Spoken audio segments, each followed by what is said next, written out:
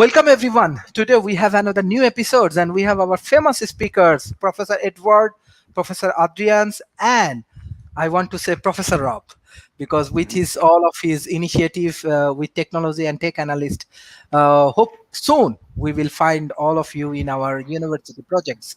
So thank you everyone for joining today's session. So today we're going to discuss about sustainable cities, and I want to start from Professor Edward.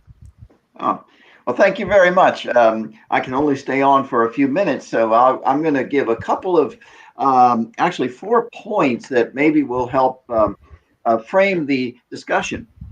First of all, when we use the word sustainable, we have to be very careful about exactly what we mean. Because if you look at history, you find that, for example, 100 years ago, people were predicting, well, it's just absolutely unsustainable to have, for example, oil or let's say coal powered plants. We're going to run out of coal.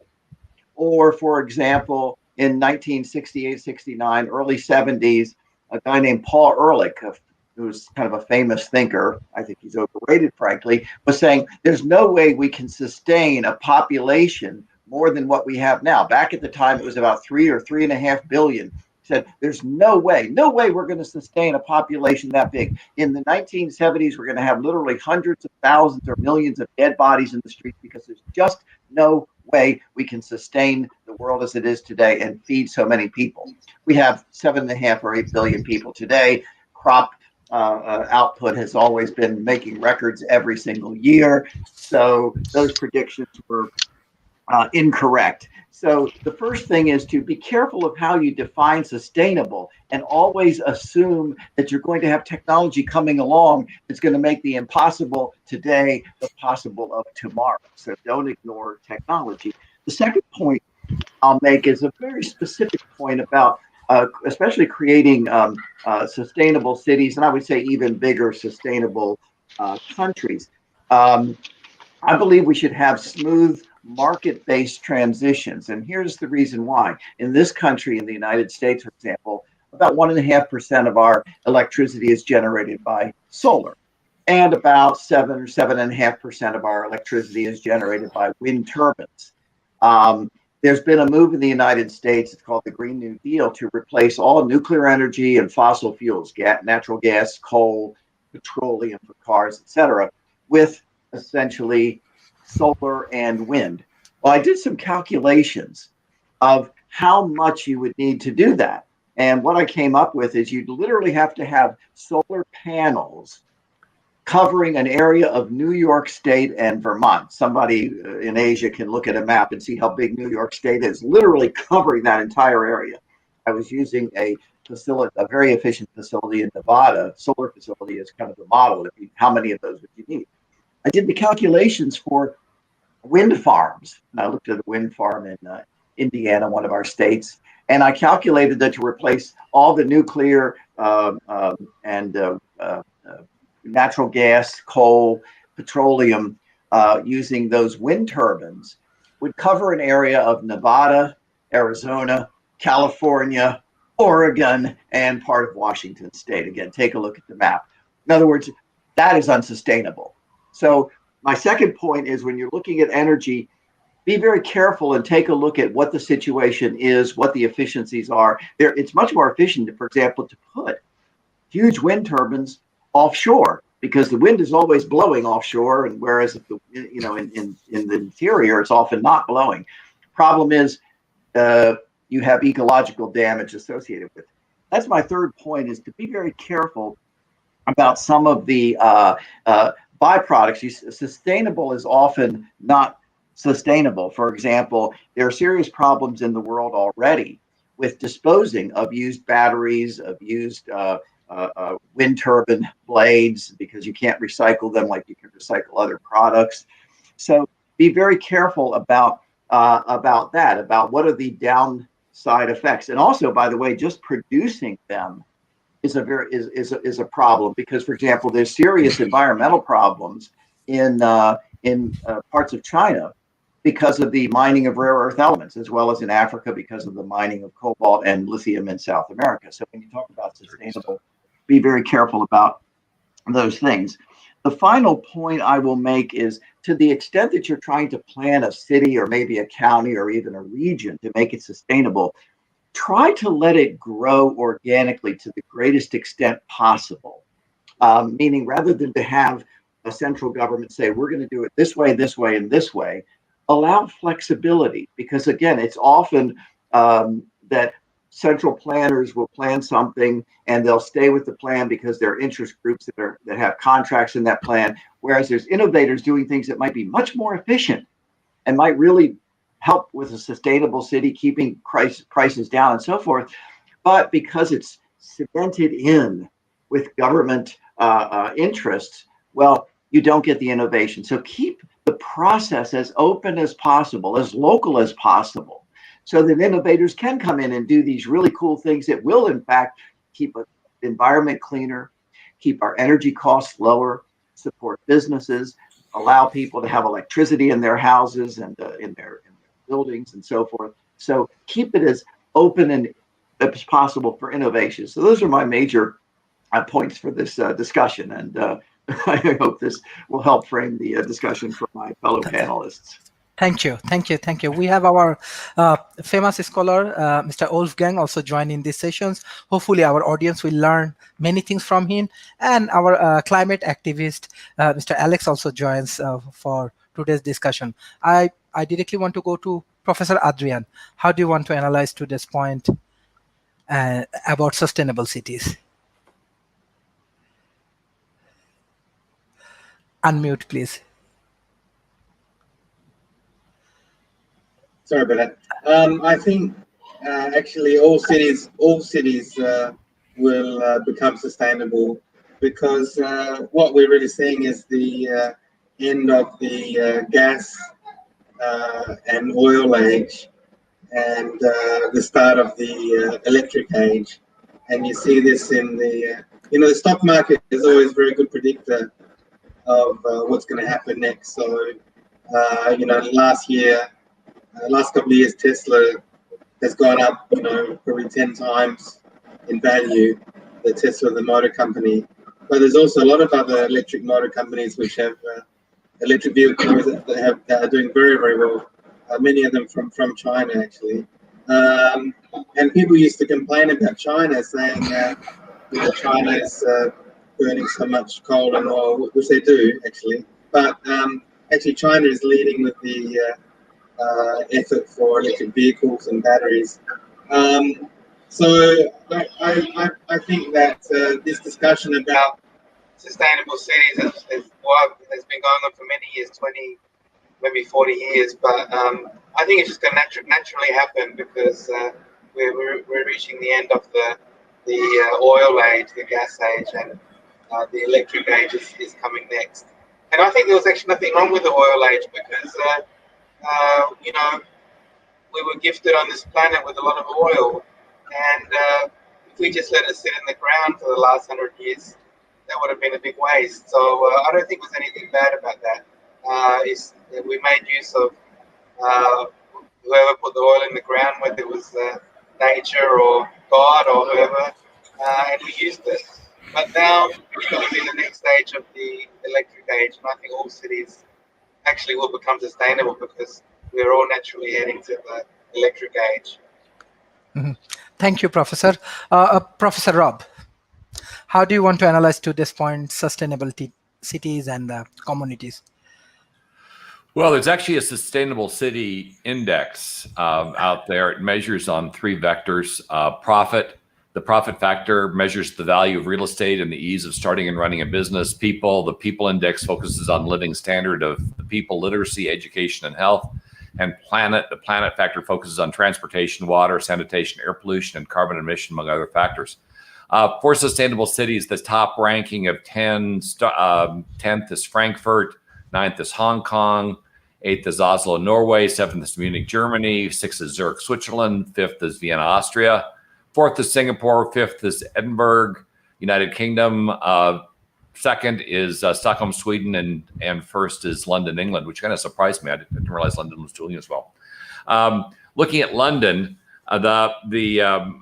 what makes it a great example in number 1 is that they use taxes to discourage things that generate pollution, and then invest in areas that are clean. So diesel electric buses and the like are being invested, as well as public transportation, which keeps the pollution down. But as I look at this, we're so far off, even in the best city, from where we thought we were going to be. I was working at Disney at the time that Walt Disney came up with his concept of the city of the future, which was a largely self-contained circular economy, which means you recycle what you produce structure, and we never got there. I mean, what was kind of sad about that, of course, was Walt was betrayed by his attorneys, who bought up a lot of the land around Disney World, and they weren't actually able to build out Epcot as a result. And then, of course, he died, which didn't help.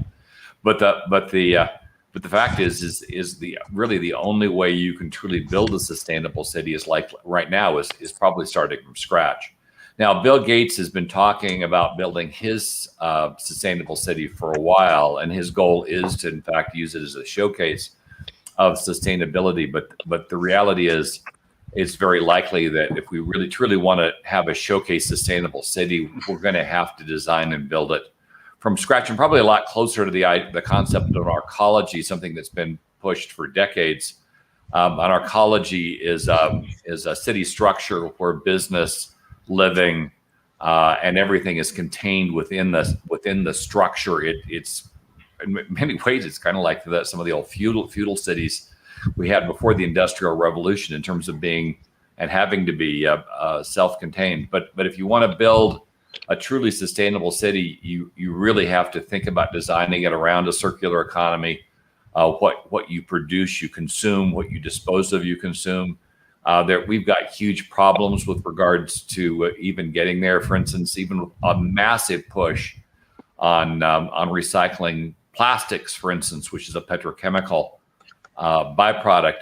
We're only recycling about 6 to 7% of the plastics in the world. A lot of it's showing up in the oceans, and we're now pulling it out of the oceans, but it's then going into landfills, which I'm not sure is really moving it forward. If you search on some of the stuff with regard to plastics, you'll see plastic mountains that have come up, and a lot of areas in the Atlantic and Pacific have just become waste dumps for plastics, which of course we've got to get our hands around. So the way to build a sustainable city is undoubtedly to go back and just start from scratch, decide what it is you can do that you can reconsume, minimize waste, and then you're well on the path to creating a future. We'll see if Bill Gates can do it. He's the latest to try to create a city that is truly sustainable. We've got cities that are projects in Dubai and a smaller scale, and throughout Saudi Arabia that are trying to do this. I understand Malaysia is trying to do this. Singapore has been working on the project, and China's been making great progress, as was noted. They were one of the dirtiest countries a while back, and they've been very aggressive at trying to get their pollution under control. Not there yet, but at least they seem to be making progress. Certainly much better than the U.S. is doing right now. Thank you, Professor Rob. We have our another new speakers, like Cloud Nation President Paula. She is a very influential and very successful serial entrepreneur from Europe. She joined with us today, and previously she joined 2 times in World Talent Economy Forum. Thank you, Paula, for joining in our sessions. And we have our new friends, Mr. Mike. So I directly want to ask, as Professor Wolfgang, he is expert in supply chains, and he do a lot of projects and works in different part of the world. So, sir, how do you want to analyze today's topic, sustainable cities? Yeah, a lot has been said already, and a lot of points I agree with. I agree with natural development. I agree with circular economy as a very important concept. We can debate the numbers. It's about 91% of the world is circular. This is not a lot. I think also that there is an energy revolution in the making towards renewables. This has also been mentioned. To bring a new aspect, I think that you cannot think a sustainable, which also, just to make that point as well, reiterate what Rob said. It's about social health, that people have a life which is at standard, but in all aspects, it's about environmental health, and it is about the economic health, which we should not forget neither. And so we have to think in terms of economy, we have to think in terms of education and lifestyle, and we have to think in about environmental protection. So just making that point, how I define sustainability. But my new element is you cannot think a sustainable community or a sustainable city in an unsustainable context. Well, the world is an ecosystem, and it's the entire world. You can and what we do in the US or in China impacts Europe and vice versa. So which means that we have maybe to look beyond the city. I just wonder, why did city projects fail? Because you need an environmentally friendly energy industry. You need a sustainable energy industry. You need a sustainable education system and health system. You need a sustainable mobility sector to take the big chunks out. Because otherwise, if you want to be a sustainable city, but there are only unsustainable cars, you have to build your own cars. So that doesn't really work. If there is no sustainable energy sector, you have to produce your own energy. And these were also kind of concepts built in. But my big point is we need to go far beyond the city. The city itself, yes, it's about waste management. It's about installing the capability to create renewable energy, which are solar panels on the roof. So you can do parts of it, but it will be a part. We need to reform the entire economy and society. But I also agree with Adrian, this is a process in the making. We are working on, in fact, on all tracks, sometimes with heavy brakes, fossil fuel subsidies, just to mention a heavy brake, and some others. But we are working on those tracks. Question is, do we get the incentives right? Do we get the broader population behind the whole thing? Because also within the population, the debate is pretty controversial, right? So a sustainable city means also that people have the knowledge, the educational level to understand what we mean here and where they are required to participate, right? So there is a lot you can fix with technology. I think when I think about circular economy, there is no circular economy without digital technology. But there is also participation of all stakeholders required. Then when we talk about sustainability and circular economy, circular buildings, circular clothes, circular cars, just think how much circular knowledge did we build in terms of design, manufacturing, if we are 9% circular? Probably not a lot. So the whole education system has to be reformed. We need to build up knowledge to build a circular economy. So I don't want to build a monster in terms of challenge, and therefore I'm saying I started with the things are on their way, but not at the right pace, and also not with the right focus. But as I said, it's all work in progress. Thank you, Professor Wolfgang. Mr. Alex, I'm coming to you. Before that, I want to give chance Madam Paula, because she is a very successful entrepreneur. She is taking a lot of initiative and very successful initiative around the world, even sustainable cities, cloud nations, many important activities she is doing with her team. So, Madam Paula, in terms of entrepreneurial perspective, how we can like you can analyze the sustainable cities concept and how we can implement this concept together. What type of things we need to do or we need to improve? What your advice and suggestion? I think it's important to, first of all, thank you for inviting me, and also for your friendship, because I think you're a fabulous entrepreneur yourself, and I've really enjoyed every moment of our friendship so far. So thank you for doing this. And yeah, to answer your question, I think that we can end up being the new hippies of the world today if we actually answer this massive call of violence that we see, unfortunately, of people who are being driven towards, being angry towards politicians. And there is an answer to violence, which is peace and calmness, and renewed calmness can be found in data.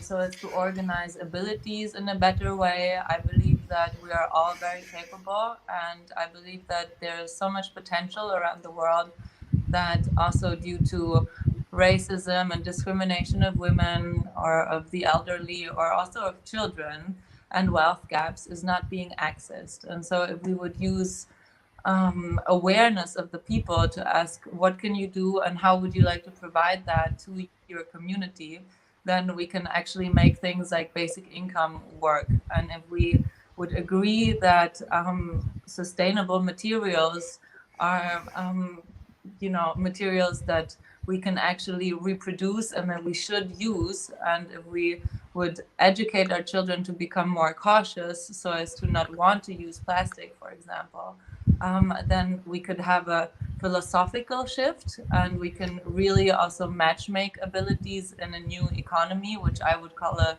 dataeconomy. So it's based on data. It's like the economy of the next generation.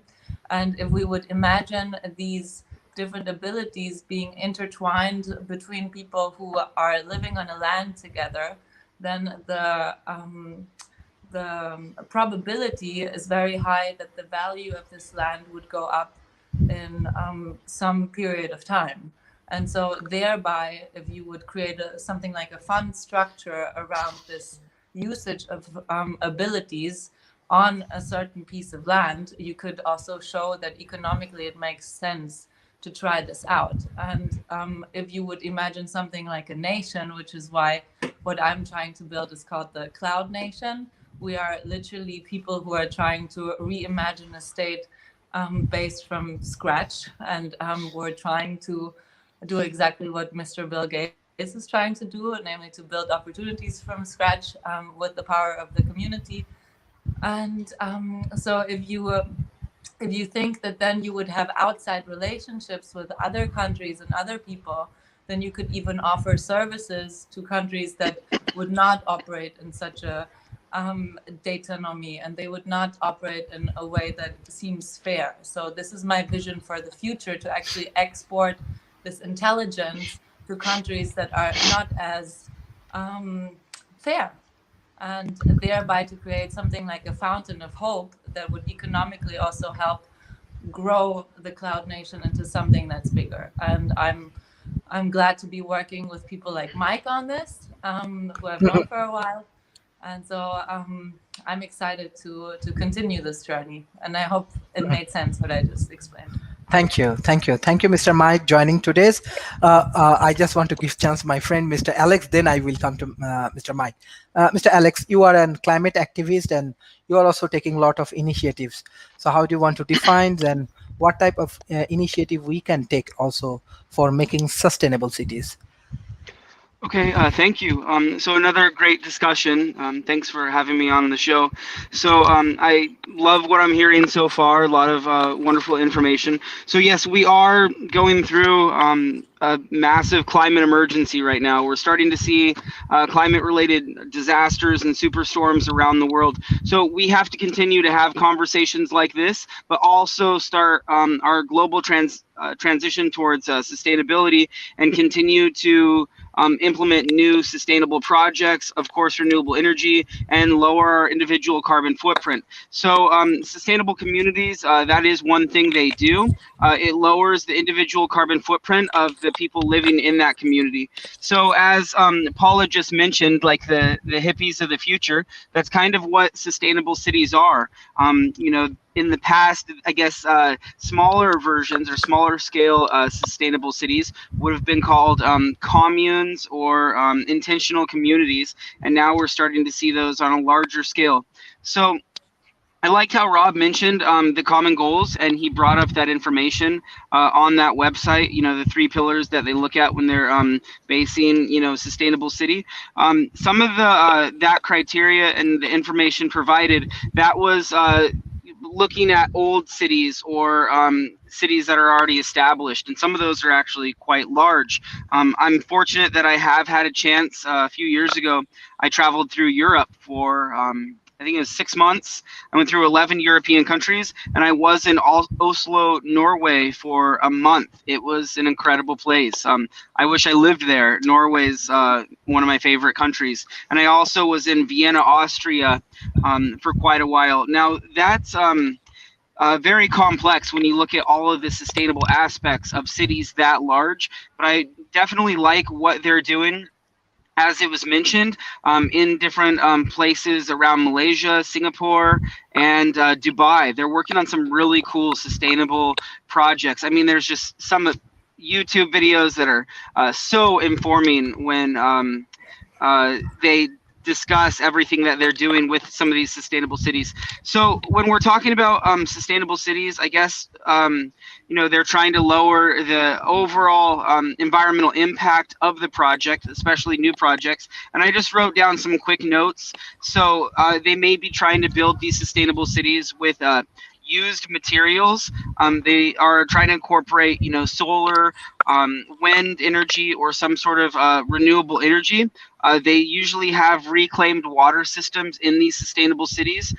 They have rainwater catchment, so they are less dependent on extracting water from the ground, natural aquifers, or being not being dependent on city water. And then they recycle their gray water that they were watering a lot of their plants, their hydroponics, maybe their aquaponics, different food production systems, and then they treat their black water before it goes back into the environment. So I think the layout is important when we're talking about new sustainable city structures, how you design the roads and how you design the community areas. Because these sustainable cities, not only are they just supposed to be sustainable, I think, you know, the happier people are, the more community there is, the safer they are, and then that also increases the incentive that other people would want to move into a sustainable city, not just to lower their carbon footprint, but to just live a good lifestyle. And this these sustainable cities are not like you know, Amish community or you know, a commune, you know, in the middle of nowhere. They're pretty luxurious, and I think that incentive is going to start inspiring or encouraging you know, new demographics to have interest in these. So some of the things that I think we have to work on is some of the laws and the zoning and permits to help with this transition. Like here in California, where I'm at, I mean, it's just so frustrating with all of the red tape and the laws and legalities limiting people from building tiny homes on their land. Even if they have money, you can have millions of dollars and still have difficult time with tiny homes. So I think some of that stuff has to change, just laws and legalities. And then some of these permits with collecting some of your own rainwater. So I have taken a course in sustainable construction and design, and learned a lot about engineering, but also about LEED certifications. And I think the tiny homes of the future would be LEED certified, where they're, you know, doing different rating systems on you know, different aspects.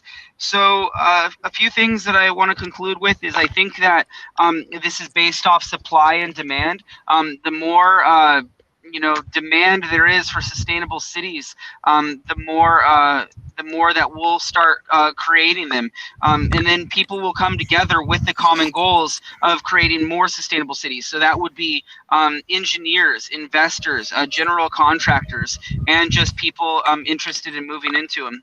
So I wanted to conclude with I liked what Rob said, and that was also on my notes with a closed system and circular economies. And I think that if I moved into a sustainable city, I'm not necessarily like Vienna, Austria, or Oslo, Norway, but I would want to move into like a smaller community where I knew the whole community was sustainable. I knew the people in the community. I knew that we were growing our food sustainably and doing our best to lower our collective carbon footprint. So I like the closed system. Thank you, thank you, thank you.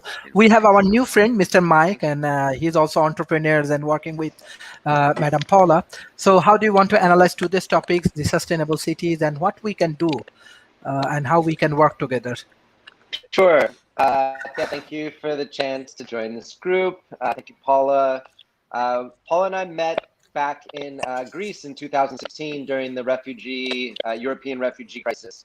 And so my lens at looking at future cities is around displacement, of which we're looking at possibly 1 billion people by the end of the century, some estimates even in the next 30 years.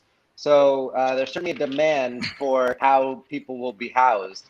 And the question is how that happens. And, I've also been on the circuit and visiting different cities and seeing progressive spaces in Dubai and 10X and, a lot of these other places being referred to. And like Masdar, for example, is this future city. But I believe that's a $40 billion project that houses about 50,000 people and a lot of people coming in and out each day. So to me, that isn't the future sustainable city. Yes, it may be a smart city and have a lot of these technologies, but the cost per person is just way too high if you're looking at these billion displaced people. Another data point come from the Bay Area. One single unit of housing in the Bay Area is about $800,000.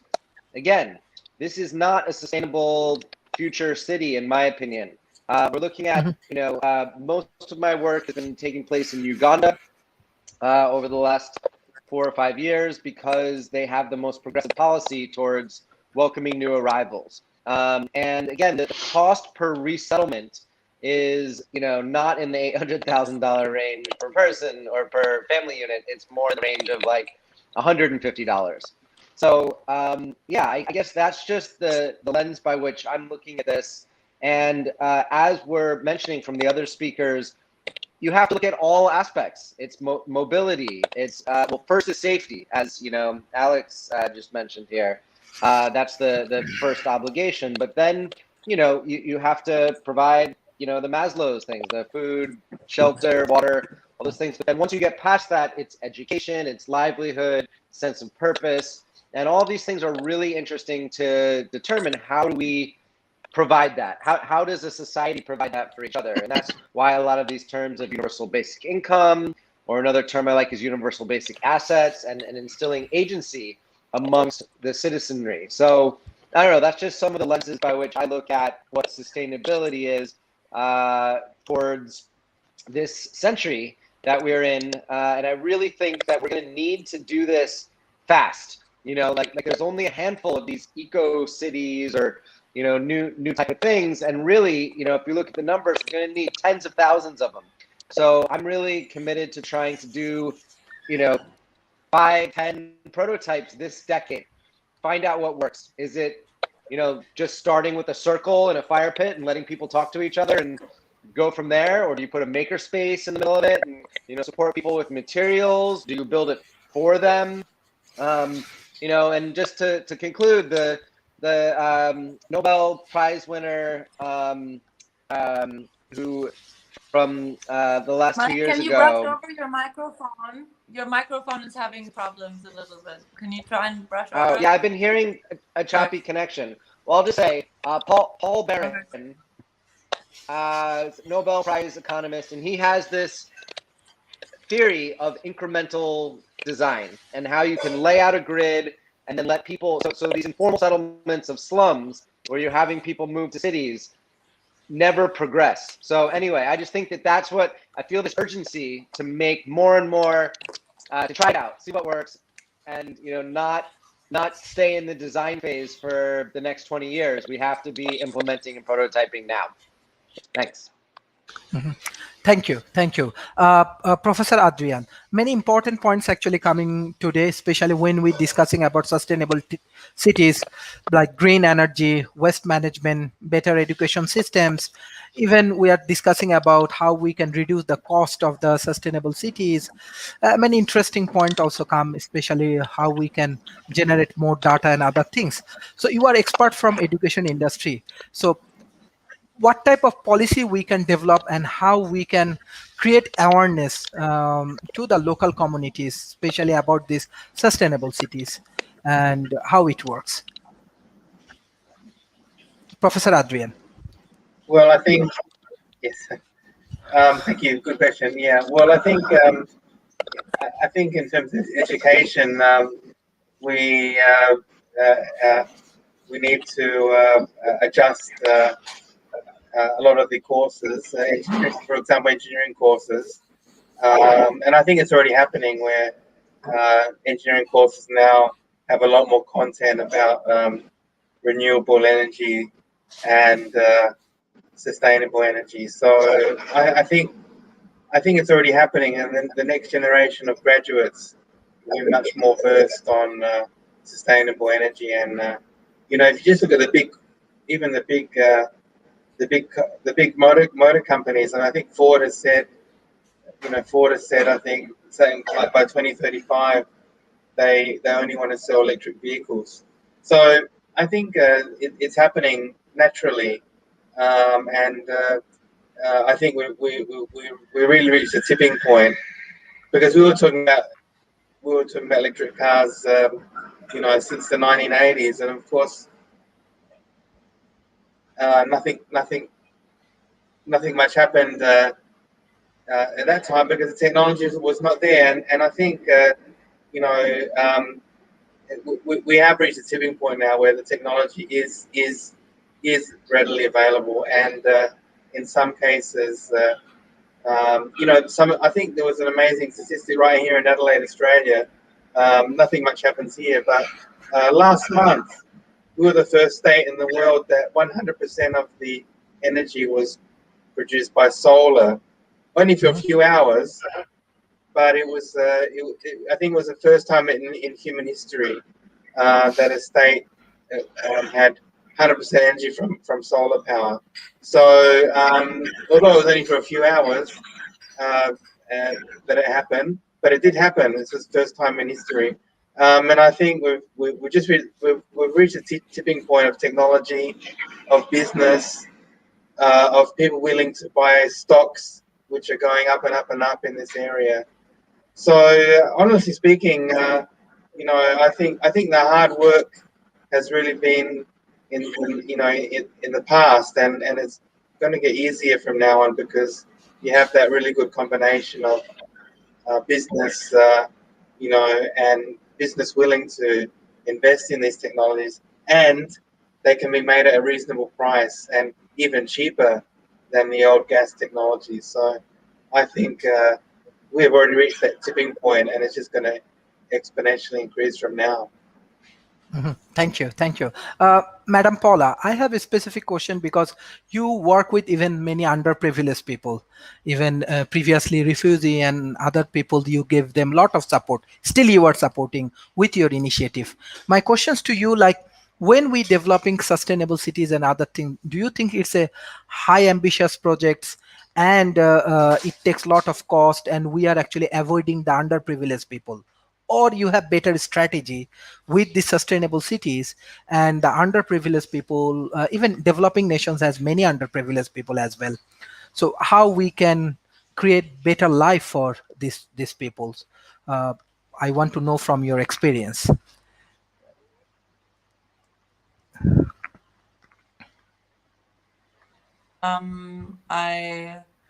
I worked a lot in the refugee crisis, and personally, I'm I grew up in a very privileged surrounding, so it was, as a half Greek and half German woman, it was very difficult for me to be living on the Greek islands for 5 years and to have moments where we had 14 boats an hour arrive from Syria, and we were trying to welcome these people.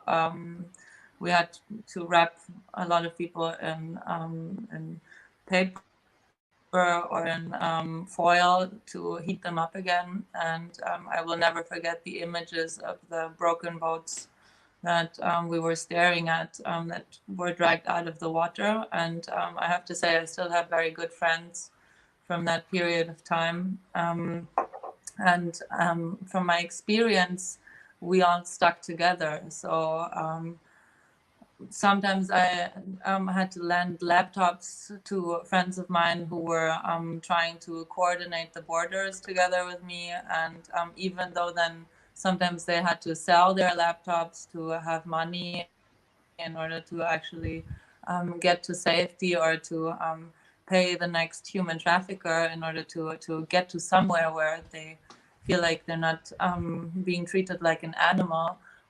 They apologized later on for that, and I'm still friends with some people who sold those laptops. And so what I'm trying to say is that there was a very human aspect that came up, and that connected us all. And I look now at Jordan in a very difficult situation because they have so many refugees, and also the lira in Lebanon is it's not the lira, I think it's the local currency in Lebanon is like 1 kilo of baklava apparently costs $100 there right now.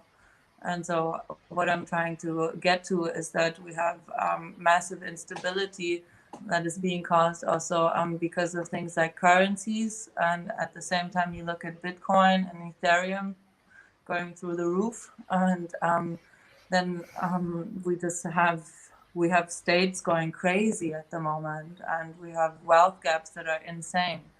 And so my vision, as I said before, would be to actually go to the human being and ask them what they can provide as a possibility. And every one of us can do something, even if it's remote work, if it's design work, if it's questionnaires that you actually have and you ask people who are traumatized how they would want to participate. Like, these are services in order to include people again into a system that, in my opinion, should not be as money driven anymore, because we should really focus more on direct democratic things. I like the Swiss model where people participate more directly in different decisions that are to be taken with the power of the community.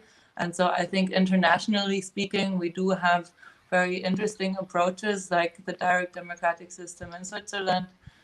And I think that it's time to move away from the meaning of money to the meaning of emotional intelligence and also self-reliance, and not to be puppets of states anymore that use us in order to create economic wealth, but to really create inner wealth. If we look at individuals like Elon Musk and at what they've really achieved, and if we look at, the American dream and how it was butchered by people like Mr. Trump, I mean, maybe not only him, but an entire movement that was supposed to focus on the power of the individual in the society, and I think we need to bring that back. And we have states self-imploding. Like, again, if you look at Jordan or at Libya, that are not doing well next to other states. And also, if you look at Saudi Arabia cooking Mr. Khashoggi, I don't know if you heard about that case. Like, there are authorities around, also in Belarus, that are really taking steps against their people that are insane. And there's there's no other word for that. And that's why I think we should focus on the collective. We should ask people how they would want to participate. We as people use Tinder. I personally don't use Tinder, but people use Tinder to, swipe in terms of who they want to date next. And I think we all have abilities that we can use, and we should swipe in terms of what we would want to provide to a society based on the abilities that we have and based on what is needed, so that we also can create different work schedules that are more gamified. And I think we should focus on the gamification of work, also of remote work. We should make it fun again to participate in a society. Work should not always be linked to money. Inner work is so important also, and it's not being valued at all by states, because if you think too freely, you become a problem to the authorities in many countries of the world, and this has to stop. And this is something that does not need you to be there locally, but it's really a philosophy that we need to spread from Hong Kong to the world, so that people don't obey to governments that are corrupt and possessive. And that's why I think we should have sessions like these to discuss the possibilities. And we will probably have to think a lot about the fine-tuning of how it's going to work, but a system is a system of systems. And if we start here with really thinking how to begin with it, and if we fail our way to success, then we're on the way. I think all of us, we have the answer together. And, time is long, and a day has 24 hours. And so every hour is different. And that's why I think we're going to go through, hopefully, a period of innovation where we're just going to try out a lot of things. And healing has many forms. And so I look forward to experiencing those forms together with you guys. So I don't know how exactly it's going to look. I just think that we need a different operating system from money and states. We see through Bitcoin how ridiculous money can also, how ridiculously it can be changed by individuals like Satoshi who are creating change. And we saw with the hippies that there was a massive, awesome start of something that can be organized in a better way through intelligent technology. Finally. That's what I think. Yeah. Thank you, Paula. When you discuss about Jordan, so our great politicians and UN WTO ex-president and general secretaries, Dr. Talib joined from Jordan for today's discussion. She want to fulfill your wish and want to discuss with everyone. So I want to give some slot to our honorable speaker, Dr. Talib. So today we are discussing about sustainable cities. And how we can work together on the sustainable cities. What your advice? Thank you again. I apologize once again. Technology is not my best game. But Sharif, you didn't send me the right connection first. Unfortunately. Oh, okay, sir. Okay, sir. Sustainable yes. cities.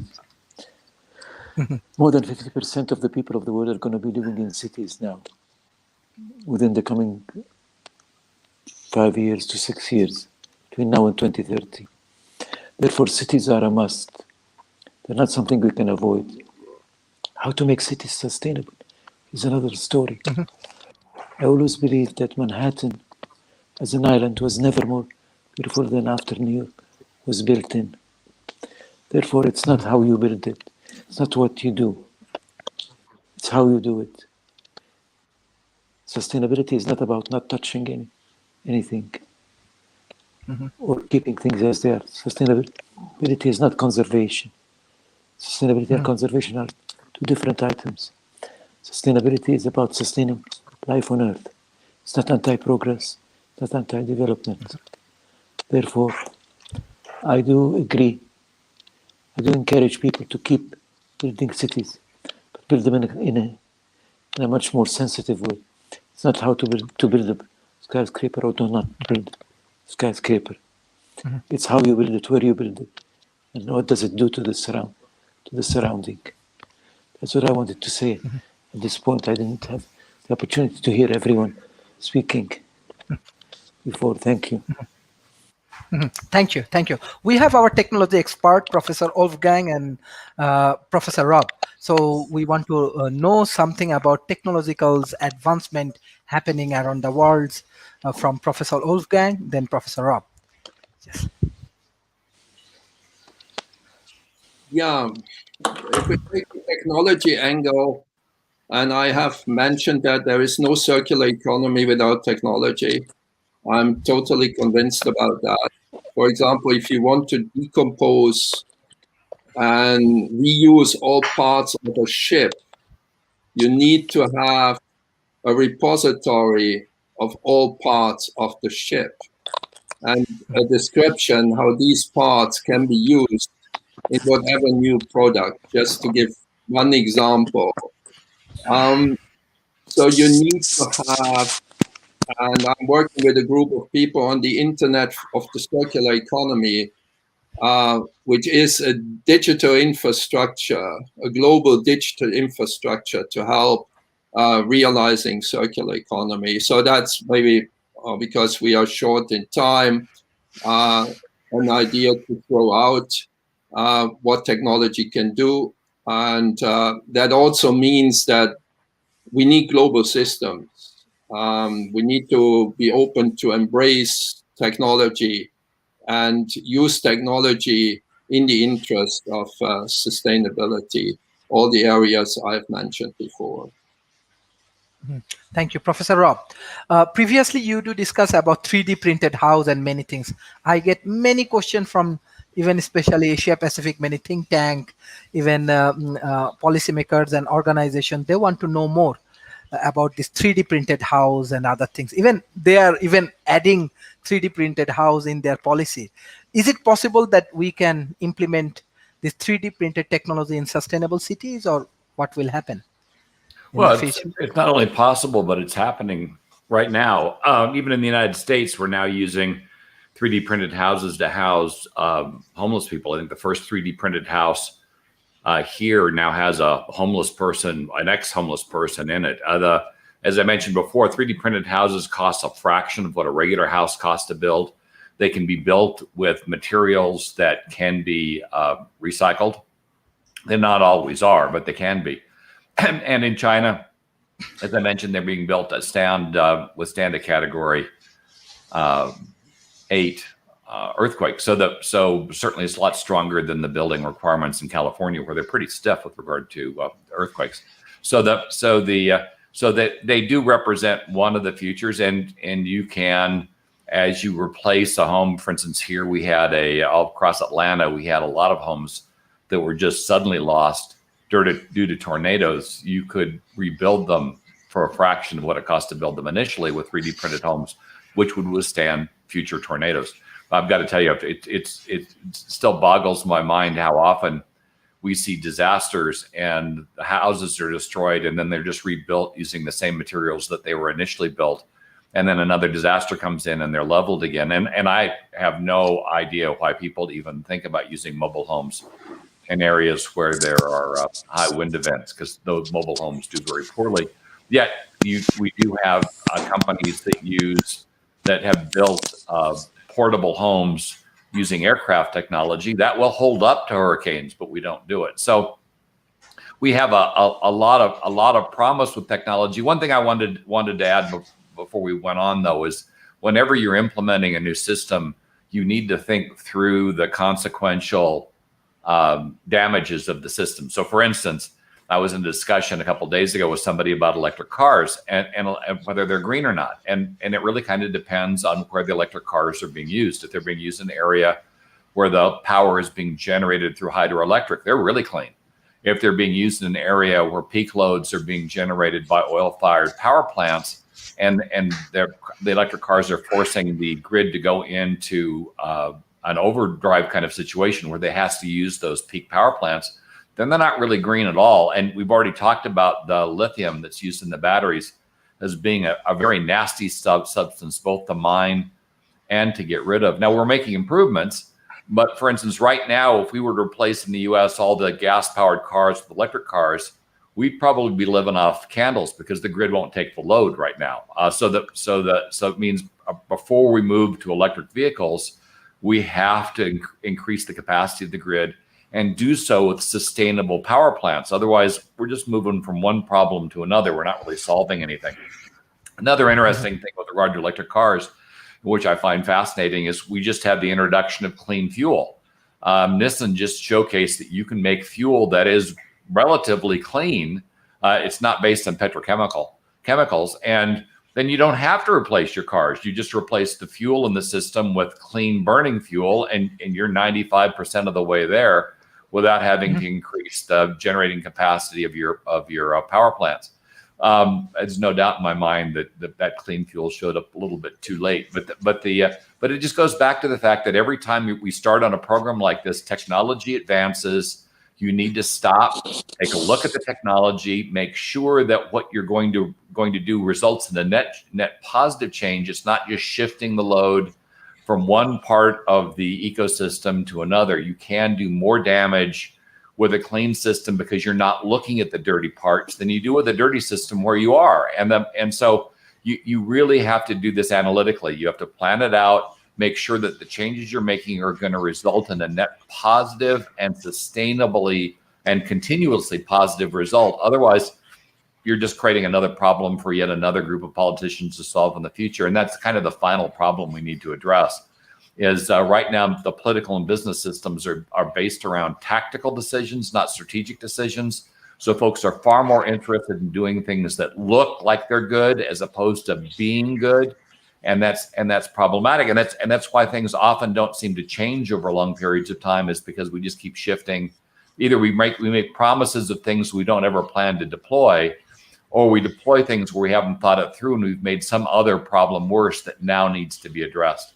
So the overall approach needs to be holistic. Whether we're talking about 3D homes or anything else, you can build them clean. You should build them clean, but to build them clean, you've got to think through the process and make sure that you're doing the right thing and not replacing one problem with another. Thank you, Professor Rob. Mr. Mike, can you hear me? Yes, I can. Okay. Yes, can you open your camera? And yes, thank you. Yes. No, what's your opinion regarding technologies and other points? Yes. Yeah, I think there's a lot to be said for technological solutions. But I'm also, I'm also really into this. This is a new book I'm reading called Low Tech. It's about indigenous building practices. And the other thing is like vernacular materials. Again, I come from Silicon Valley, so I'm very interested in technology solutions. But when I'm just looking at regional resilience, I'm really looking at supply chain, and materials that are available to be sourced in mass and then also can be worked with and have local expertise to both build and then eventually to repair. So one example is in Bangladesh, you have the largest current refugee camp in the world of Rohingya who fled from Burma. It's about 1.2 million people. And there actually was just a fire in the camp a couple days ago, which displaced, some say 20, 30,000 people, and over a dozen died.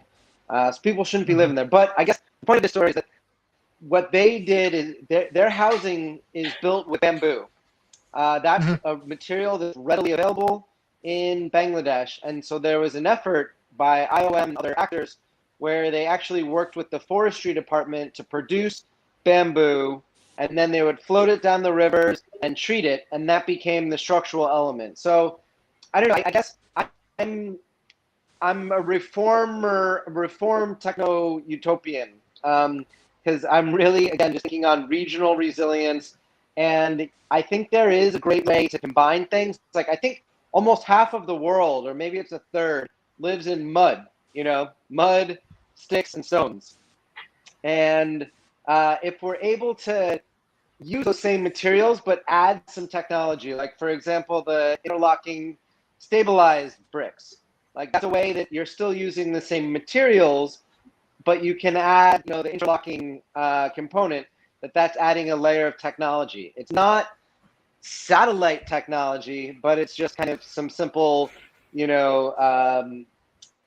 ways to enhance the longevity and the stability of current methods. So I don't know. That's my take on some of these things that like composting toilet is probably the advanced toilet, the toilet of the future, not some $10,000 space pod. So a lot of these things are is a technology, but it's really kind of a simple kind of almost like a going backwards technology, remembering what we've forgotten. Thank you, Mr. Alex.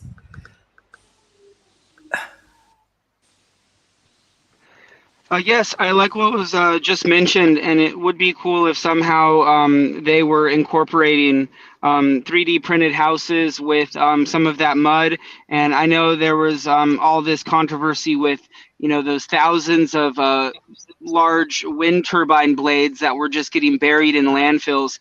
And I used to see those and wonder, like, why can't they use them for something? And now they're talking about it, or they have begun grinding them up and incorporating them into concrete. So it would be interesting to, incorporate more bamboo and, with mud and 3D printed homes, and using some local stuff, but then like a binder, or just using, the information we have, and technology to create sustainable cities and housing. I love the idea of the concept of 3D printed houses and homes and buildings. Rob mentioned in a previous show about the minimal amount of waste, which makes sense because you don't have all this wood, all these extra scraps, lumber, sheetrock, 2x4s, pieces of plywood. So 3D printed homes, I think, have a huge impact. Or sorry, some feedback.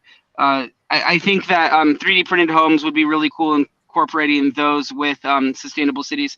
So earlier I mentioned safety, and I think that would be some incentive for people to move into a sustainable environment. And it's not only just there's different levels of safety when you can look at. So throughout the United States, we're dealing with police brutality, and I guess you see that in different places around the world. So if you had police that the community trusted, that would be one issue. Obviously having like security guards, but then when you're thinking of safety, you could also think what else could it be safe from, and then maybe it might be like the disasters of the future.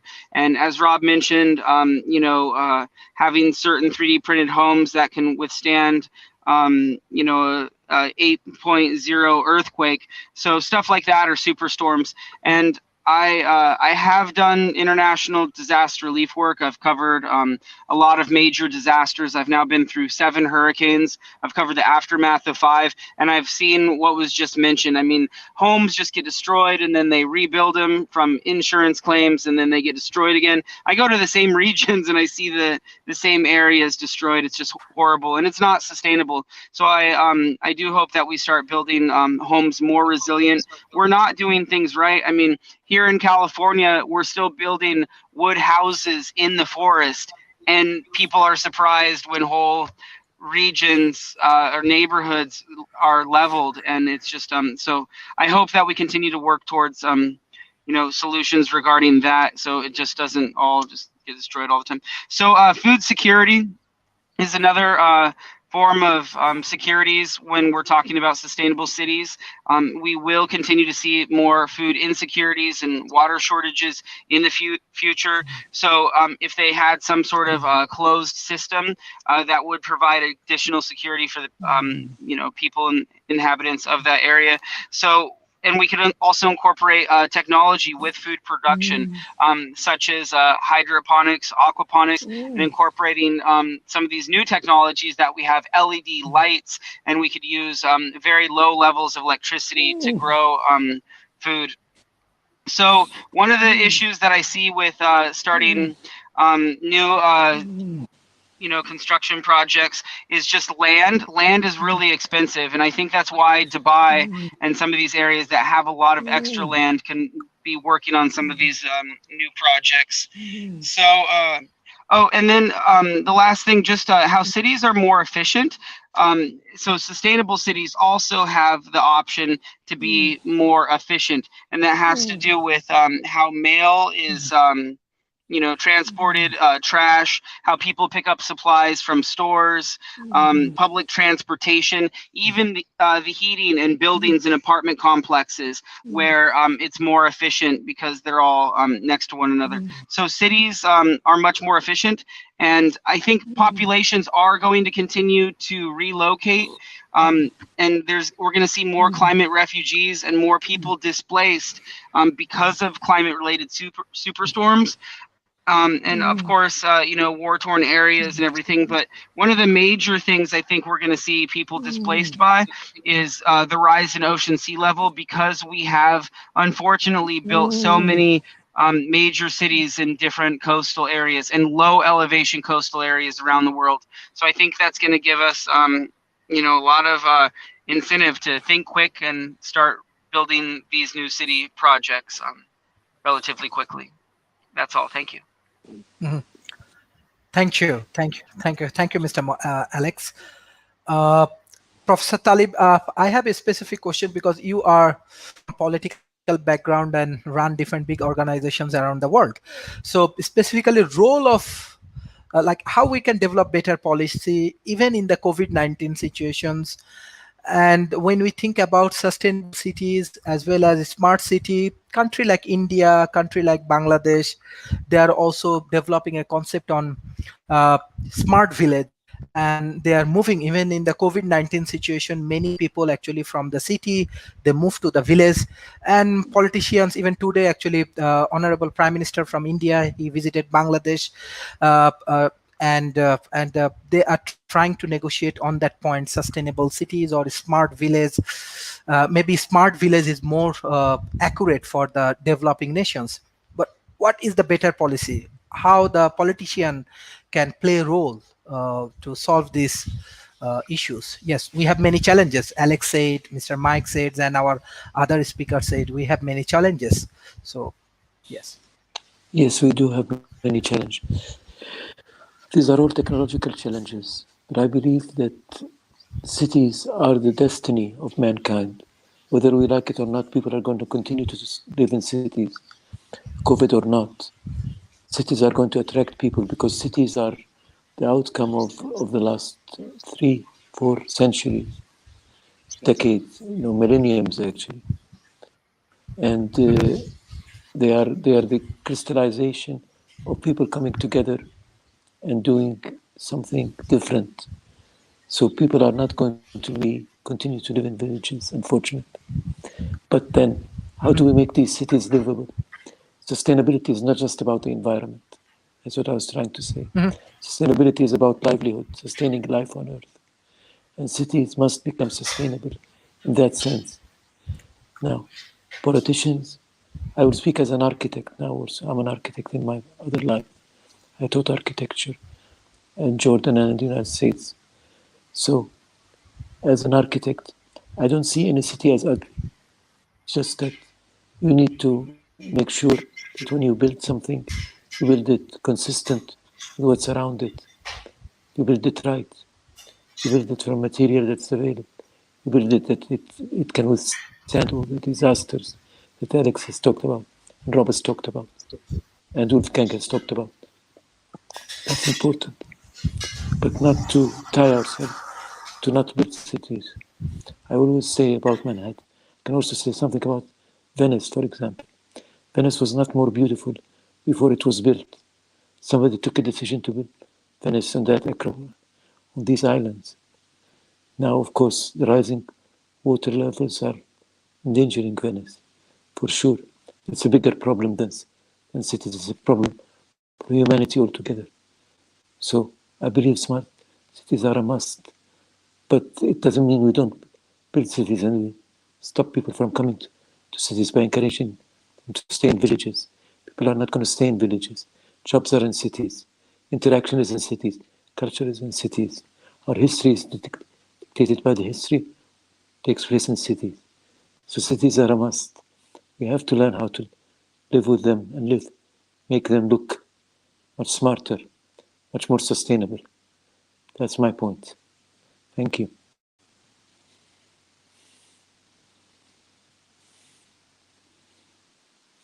Can't hear you. You're muted. Yes.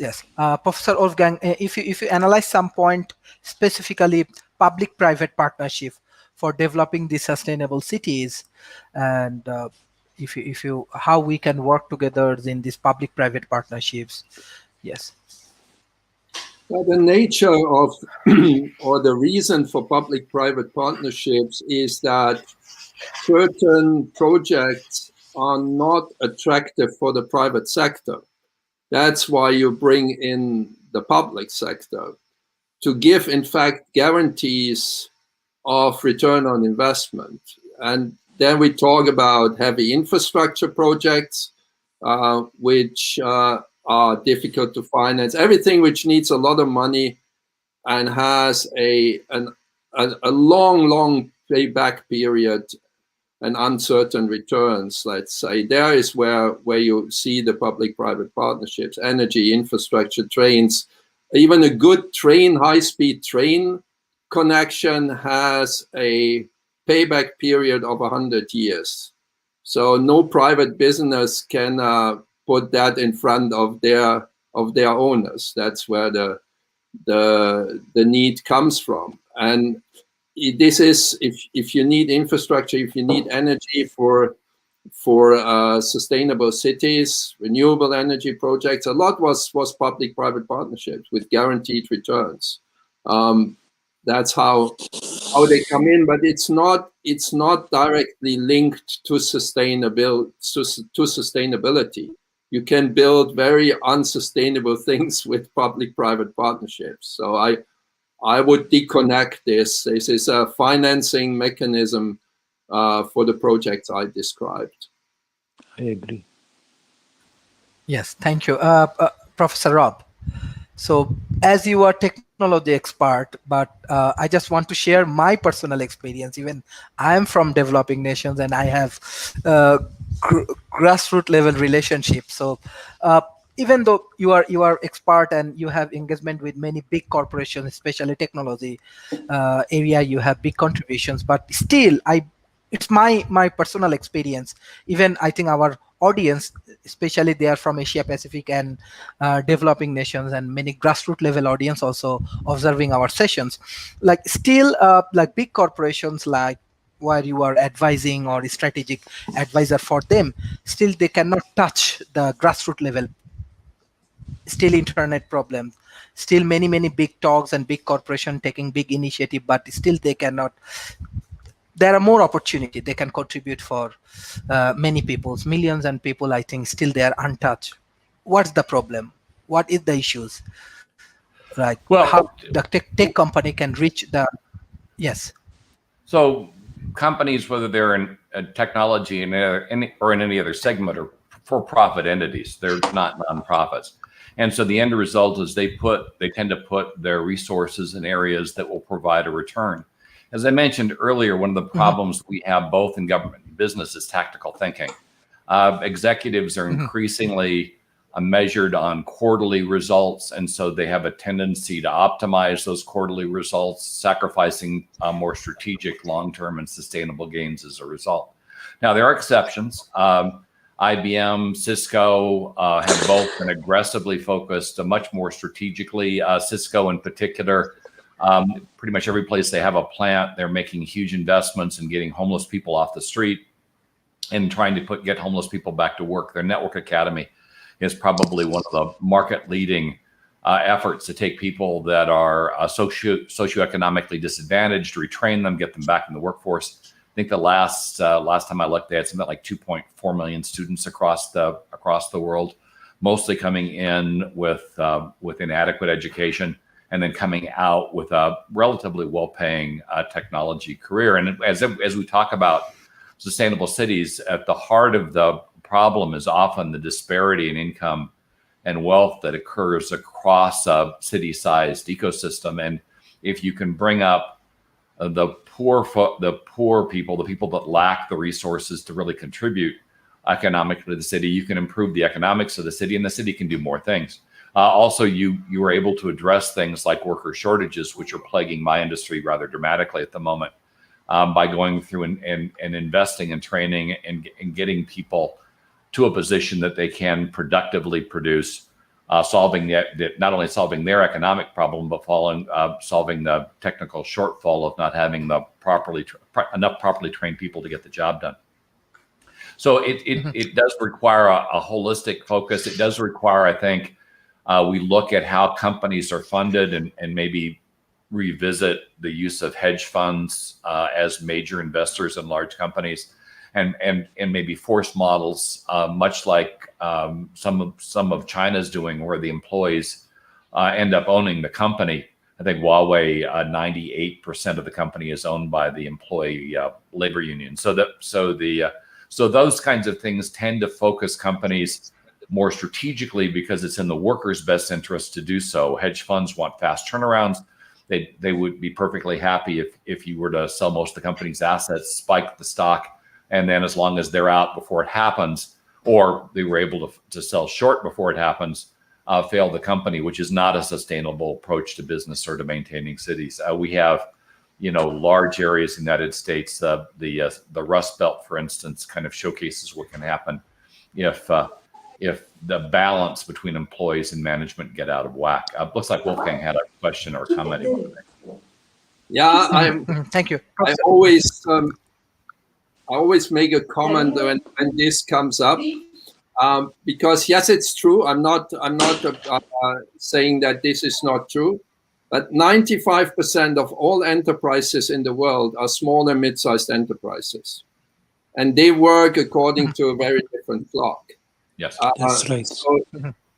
So and that's maybe also something about sustainability, right? We need that mix, and we need to bring these small and mid-sized companies on board, and that's a major challenge for the governments, because the governments, when we come to collaboration, they tend to collaborate with the big companies, because the big companies have the funds and they have the manpower to do it. The challenge is just that what suits the big companies doesn't suit very often the small and the mid-sized companies. That's maybe another aspect to sustainable ecosystems, that we need that mix, and also make sure that the grassroots level, which Sharif mentioned before, is taken care of. Although it's very hard, but it needs to be taken care of. So the underlying problem between large enterprise, funny because you referred to enterprises as being small and medium, the cutoff, at least in my industry, is the really big companies or enterprises. Everybody else, not so much, which may be an issue with terminology. But with regard to government, and this happens with logistics as well, it's relatively easy to work with large companies because, as you point out, they've got a lot of resource. They've got often spare resource they can dedicate to the problem, and you don't have to put, as a government, you don't have to put much resource on it because your numbers are fairly small. You've got relatively small. The Fortune 500 is 500 companies. You drop below that, and the number of engagements you have go up astronomically, and so scaling to include small and medium business becomes problematic because the cost of doing so often, at least, isn't perceived to be able to provide a similar economic benefit. And often just the governments are just so constrained that they just can't scale up that high, even if the economic benefit was there. There is hope, though. The implementation of artificial intelligence does allow scaling of engagement to extreme levels. As long as if you can get the human component out, you can clone the digital assistant, if you will, or the digital agent, and you can make it somewhat intelligent with an escalation factor that ends up with a human at some particular point. If the digital agent can't deal with the issue or the engagement, then you can create systems that can include medium and smaller businesses. That takes us to yet another problem, though. Governments don't fundamentally understand technology. Politicians tend to be towards the end of their life cycle, not towards the beginning. And often even young politicians get in, not because they've got a technical background, because their career their salaries are far better in the private sector than in the public. And so you just don't get the influx into government of the skills you need to do things. One of the most disappointing events happened during the Obama administration for me, because during the election, Obama demonstrated an extreme competency with regard to being able to use data and focus resources. But once he was elected, and we saw this with the Affordable Care Act, they couldn't even get a website to work. And that was because the same teams that were used to get him elected were not redeployed to create computing infrastructure in the country. That it went to people that had no experience or knowledge again, and the end result was a train wreck. We have to do things smarter. The point you make can be fixed, that we can deploy technology to connect the smaller players. And I honestly think there's no excuse in a technology leading company not to have every constituent somehow connected back to the government on a more regular basis, and even voting should be done electronically. The argument against that was that people that are homeless can't afford phones, but the reality is, if those people want to engage with the very services that support them, they need that infrastructure anyway. That they can't engage anymore with a lot of the services unless they can get online. So getting around these difficulties, the technology can be applied, can do it, but it requires people that understand the use of the technology and that are motivated to solve the problem, not motivated to promote a particular brand, a particular technology, or a particular approach, or political standing. We have to be focused on solving problems, not focused on advancing weird political agendas. And sadly, at least in this country, we don't seem to be getting any closer to solving the bigger problems that would allow us to do that. But I can certainly see a way to get there. Sadly, I'm just not convinced we can fix the underlying political issues that would allow us to do so. At least not timely. Thank you. Professor Wolfgang, I'm coming to you. Before that, I just to give a chance to Professor Uddin for concluding remarks. Professor.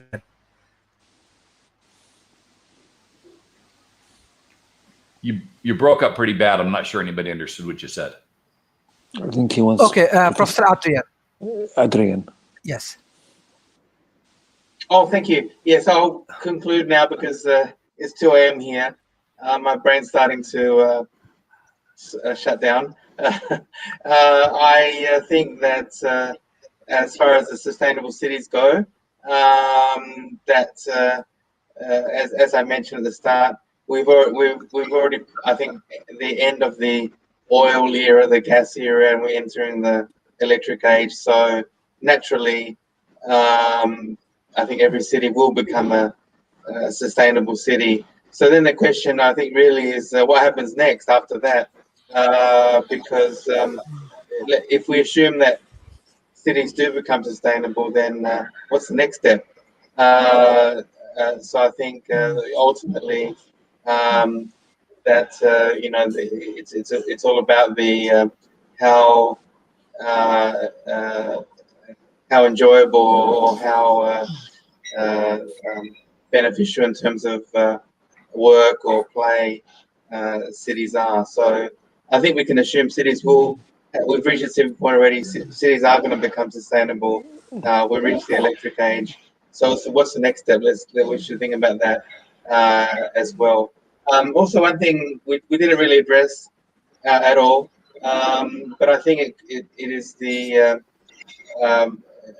possibly a very big thing is what happens in the what New York Times calls the after time, means after the coronavirus pandemic.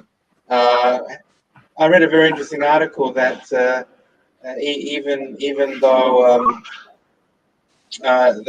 even though the worst of the pandemic has the worst part has been overcome in New York, it's still not so good, but the worst is the worst part is behind.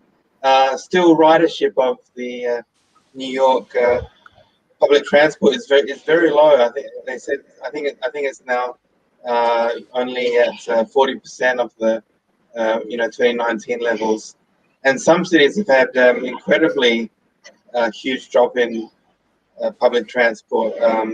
Even 80% less still.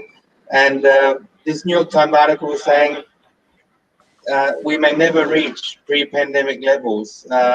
People have realized they don't like to be squeezed into a subway train and everyone breathing, the same air. Even after the pandemic, they realize they don't like that. So I think we have to realize that, all the things we said before, like public transport is a great thing in cities, and it's, less energy usage. But there may be actually a big permanent change from this pandemic, and well, at least this New York Times article, which is a very long article, it came out a couple of days ago, was saying people just a lot of people are just saying they never want to ride public transport again, ever again, and some say they will drive their car, some say they're riding their bike. So I think we should think of a future where what we thought before as mass public transport is not attractive to people post 2020 anymore. Thank you. Thank you, Professor. Adrian, you can leave. Thank you. Yes, Professor Wolfgang. Then I'm coming to Mr. Alex. Yes, Professor Wolfgang. Yes, you have some points. Yeah.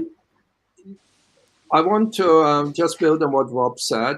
I totally agree as a technology and supply chain person, right, that you can and you have to connect the small and mid-size. You have to connect everybody. So if I just put that into a strong message to policymaker, the world will become a platform of platforms. And each country or each bloc needs to be aware of that if no platform is built, they will be left out. So it's a big opportunity, but it is also a responsibility. And if you look into Europe, in Europe, there is a project which is called Gaia X, which is an architecture, it's protocols to connect everybody to the digital world. And I think these are the initiatives we need, and we need them everywhere. As much as we want to have closed systems and go back to villages and region, and we have a world which is hyper-connected. We have a oyster of a world, an ecosystem where everybody can benefit from. And we can build nice and beautiful small communities, but they are existing, and these were my opening remarks, in a global connected world. And they also, many people don't want to have indigenous products and life.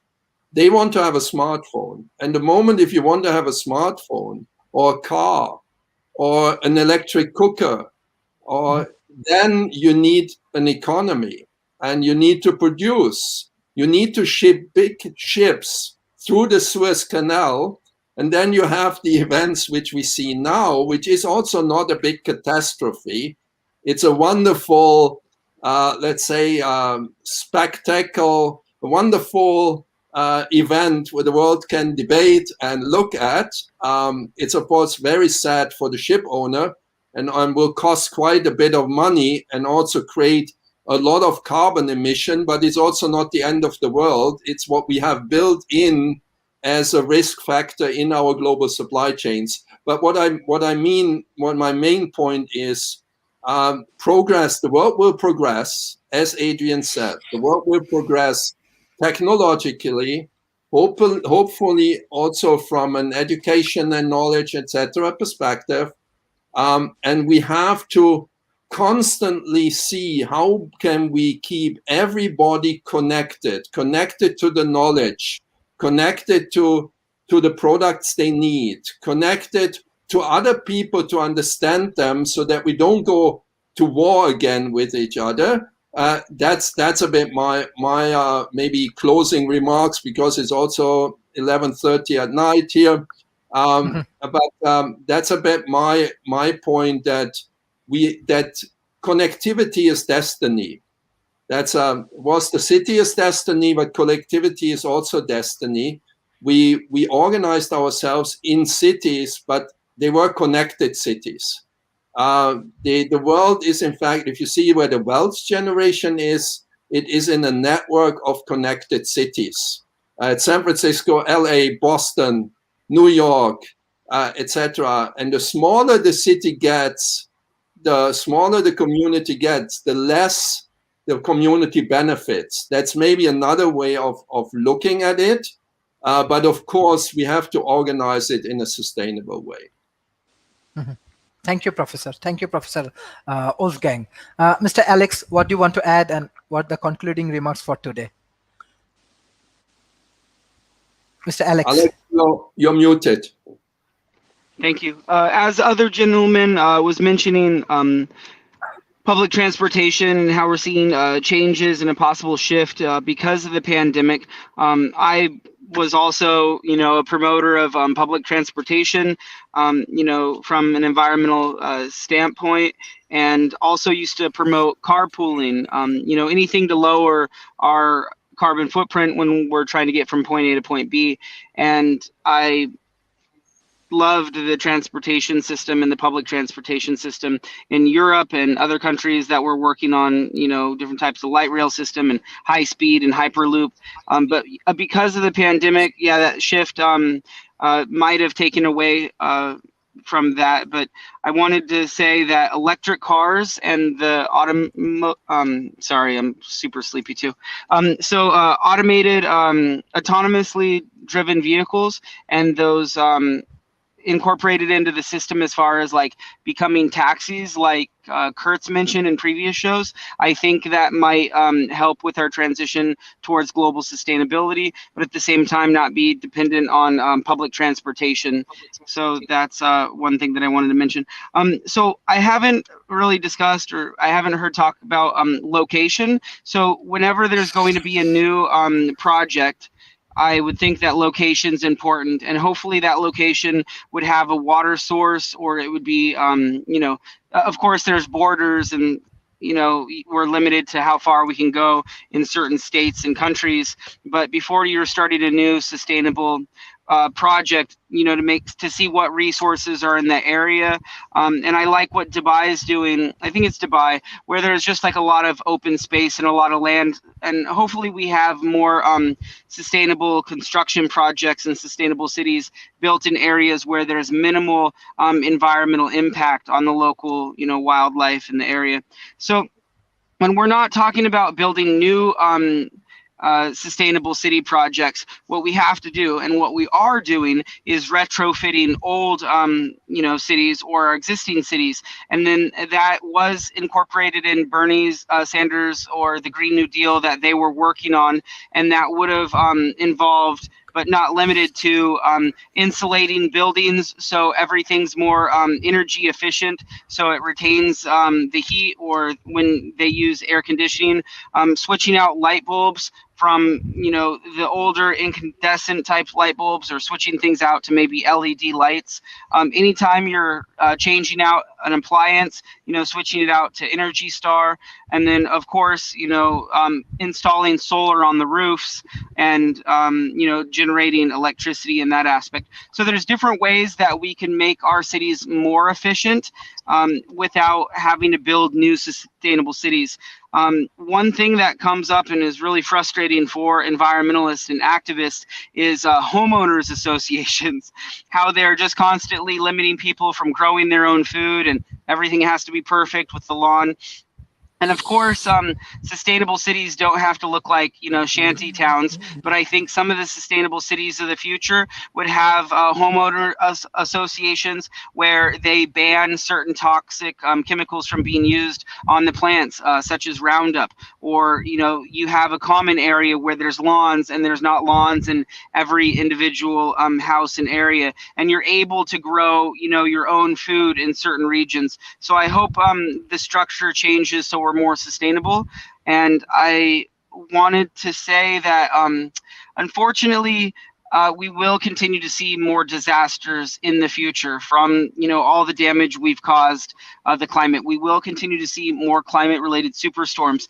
Now, I'm not a prepper, and I don't believe in prepping because I think that we should put our attention towards renewable energy and resources and all these solutions.